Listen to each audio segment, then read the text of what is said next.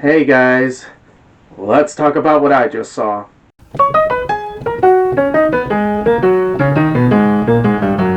Well, it's about damn time I reviewed a historical movie on this channel.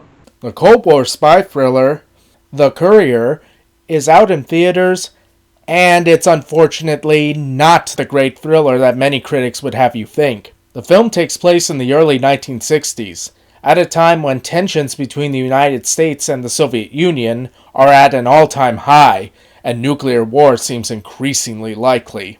Growing increasingly worried about this, Soviet agent Oleg Penkovsky attempts to contact Western agents in the hopes of smuggling Soviet nuclear weapon secrets so as to avoid an apocalyptic nuclear showdown.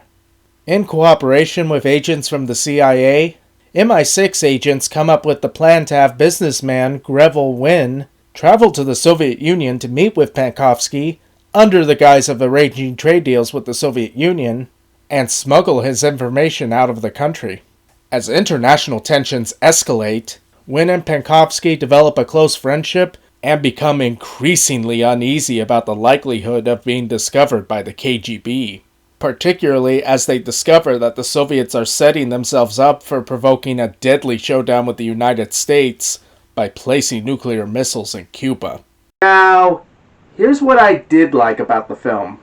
Benedict Cumberbatch and Barab Nenzi are great as the leads. They manage to maintain a good balance between displaying lighthearted charm and selling how the situation they're in is deadly serious. This makes the closeness and ultimate strength of their friendship seem genuine. The film also does a good job in framing Soviet-era Moscow as a place of utter dread, where you could be made to disappear at the drop of a hat. Finally, the film is a short sit, rather than needlessly trying to stretch itself out to several hours like a lot of historical thrillers. Unfortunately, the better aspects of the film are undermined by its numerous weaknesses. For one thing, the film is horribly paced. As some moments that are less interesting, such as the scenes of Wynn being with his family, tend to drag on, but some really important moments, such as the resolution of the Cuban Missile Crisis, are rushed, which would have made far more sense if the movie had been entirely from the perspective of Wynn and Penkovsky, given what ends up happening to them in the film's last act. This in turn leads to the problem of how the film dedicates considerable screen time to side characters who are very one-note.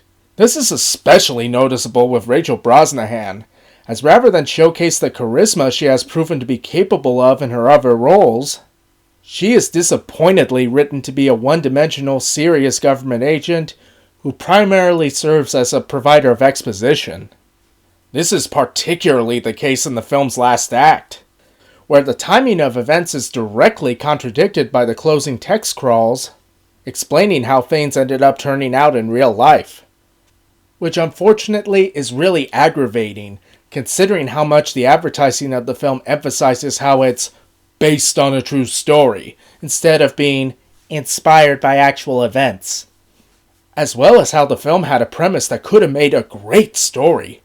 Overall, I'd give The Courier a C+.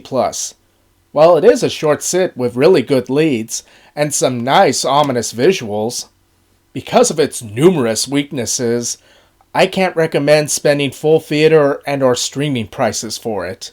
Honestly, just wait until it's available for a cheap rental a few months from now.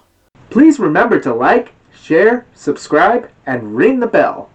Also, follow me on Twitter at PCNHGuy, and you might as well check out my Pop Culture and History Guy Patreon.